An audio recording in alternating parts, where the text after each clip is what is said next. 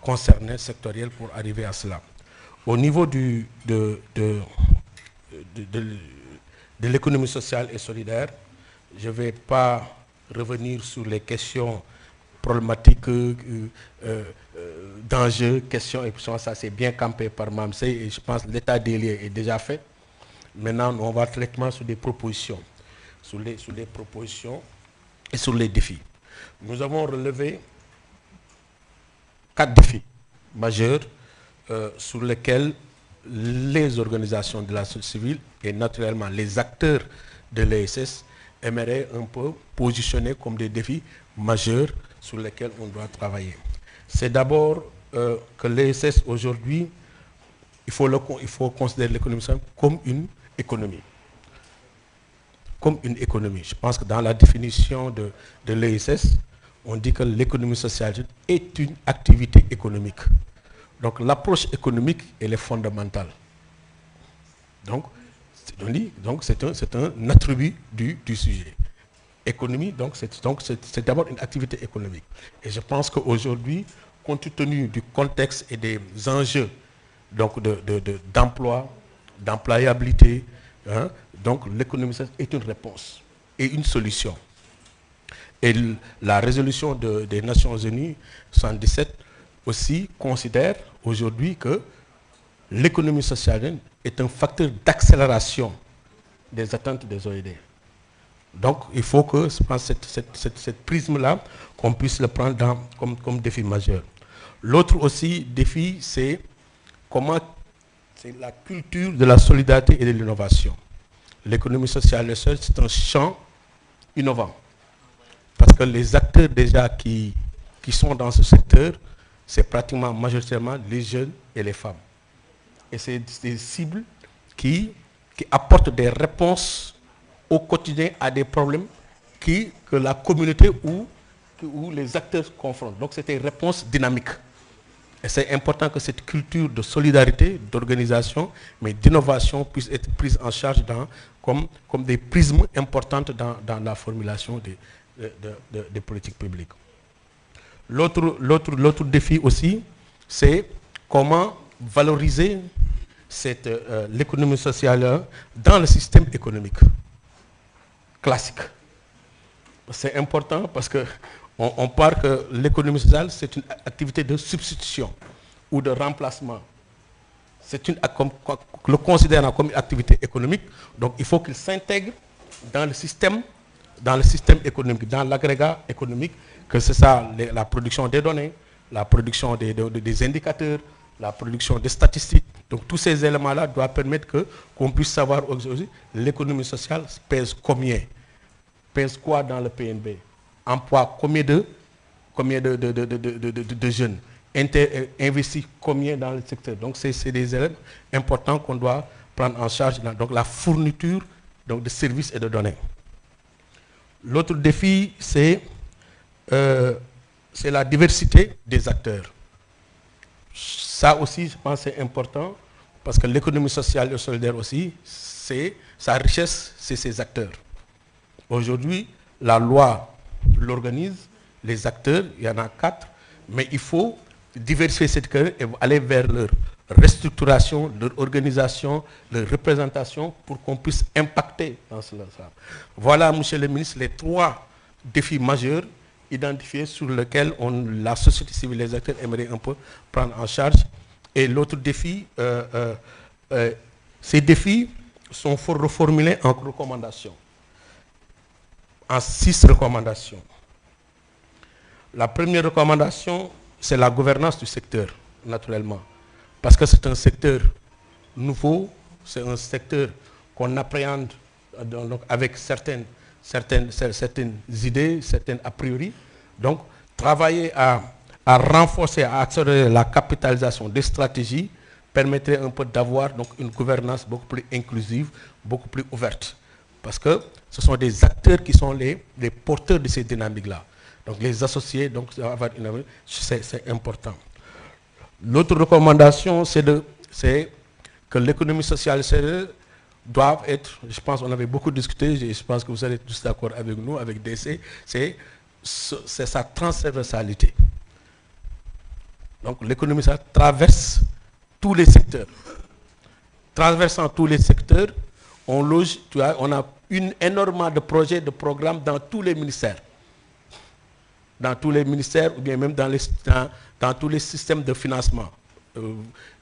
Denise va y revenir. Donc, je pense considérer un peu cet élément-là devrait permettre un peu de recentrer d'abord et de renforcer le ministère en termes de compétences pour aller, pour être un levier qui doit catalyser toutes ces dynamiques au niveau. Parce qu'on voit énormément de projets, énormément de dynamiques dans tous les ministères. Donc je pense que cet élément, c'est important comme recommandation. L'autre recommandation, le troisième, c'est de renforcer et de placer l'écosystème technique et financier. L'écosystème technique et financier de l'économie sociale et solidaire pour faciliter l'accompagnement des initiatives. Et ça, c'est important. Et quand on parle de l'économie sociale, on dit à l'échelle des territoires. Là, je pense que le maire Khadija sera d'accord avec moi, c'est à 100%. Donc, l'écosystème de l'ESS, c'est à l'échelle territoriale. Parce que l'économie sociale, c'est l'économie des terroirs, l'économie locale. Donc, l'écosystème doit s'articuler avec les territoires. En mettant en place un système d'information territoriale, qu'on puisse savoir les potentialités des territoires, parce que quand on dit l'écosystème des territoires, chaque territoire a des potentialités spécifiques. Comment qu'on puisse avoir maintenant donc, un système d'information des potentiels des territoires. Doter aussi des infrastructures et des équipements de stockage, de conditionnement, de transformation, aussi au niveau des territoires.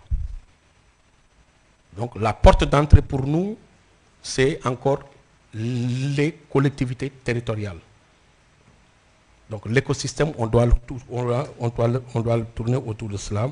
Le système financier adapté, mais aussi à l'échelle territoire. Parce que ce sont les acteurs, ce sont les maires, ce sont les gens qui connaissent véritablement les acteurs, qui fait quoi. Et je pense que si on les associe, si on les met en avant, je pense que c'est important. Et je sais qu'aujourd'hui, au niveau de pas mal de communes, les maires s'évertuent à prendre une conscience que pour développer leur territoire, la porte d'entrée, c'est l'économie. J'ai vu le maire Chergueï, je sais que le travail qu'il a au niveau de sa commune, en présence de la maire adjointe de l'ESS, je connais énormément, Khadija, bon, je ne peux pas citer, mais énormément de collectivités aujourd'hui travaillent sur ces questions-là. Donc je pense que c'est important que le ministère axe son intervention politique autour de ça et en faire véritablement des leviers. L'autre aspect, surtout sur l'écosystème, c'est l'accès à la commande publique.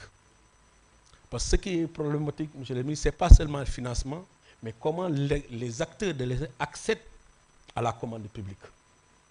Quelle facilité, quel dispositif on doit mettre au niveau des collectivités territoriales pour que ces acteurs aussi accèdent à la commande publique territoriale. Les mairies, les trucs vont faire énormément d'offres, donc de proposer de marché local, comment les acteurs qui sont sur les territoires doivent accéder à cela, que ce soit au service d'éducation, de santé, donc tous les 9 compétences transférées, comment on peut organiser ces acteurs-là à y accéder, avoir un accès à la commande publique. C'est ça qui fait que ces acteurs, l'entreprise sociale est durable, qu'il ne va pas dans chaque microfinance ou des trucs. Les financements, c'est important, mais l'accès à la commande, parce que c'est une activité économique, ils ont besoin d'un marché. Il faut qu'on donne d'un marché. Donc l'aspect aussi, marché, c'est important dans l'écosystème. Quatrième, c'est la structuration des acteurs. Je pense que c'est comment aujourd'hui aussi organiser les acteurs. Parce que pour faire tout ce travail-là, je pense que la structuration, la formation, la valorisation passe forcément à structurer davantage les acteurs. Parce que l'État aussi ne peut pas discuter avec tout le monde. Je pense que la collectivité territoriale ne peut pas discuter avec tout le monde. Donc travailler à structurer, à organiser ces acteurs-là, je pense que c'est important. Et comment aussi, dans la structuration, en intégrant le secteur privé, les entreprises, la dimension RSE. Ousmane Sindia va y revenir sur les questions du secteur privé. C'est important aussi que cette restructuration puisse être ouverte. Et comment faire le link avec les acteurs et les entreprises des territoires. Parce qu'il est impensable que les entreprises soient sur les territoires et qu'on a l'impression que ces entreprises ne sont pas là, ils ne servent à rien aux populations qui sont impactées.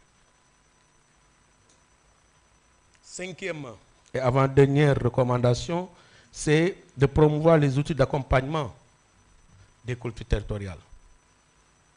Comment accompagner les collectivités territoriales à y faire face? Parce que quand on remonte sur la loi d'orientation, sur la loi de l'ESS, les articles 11 et 12 de la loi de l'ESS stipulent que chaque collectivité territoriale doit élaborer des politiques et doit intégrer l'économie sociale et solidaire dans sa planification. C'est la loi. Comment aujourd'hui on doit travailler à soutenir et accompagner ces collectivités-là pour qu'ils soient des espaces de vulgarisation de la loi, mais aussi de mettre en place un peu une planification dans les plans locaux de développement, dans les plans communaux de développement, etc., la dimension économique, sociale. Et même, je sais, par exemple, il y a des collectivités qui ont même développé des plans spécifiques à l'économie sociale.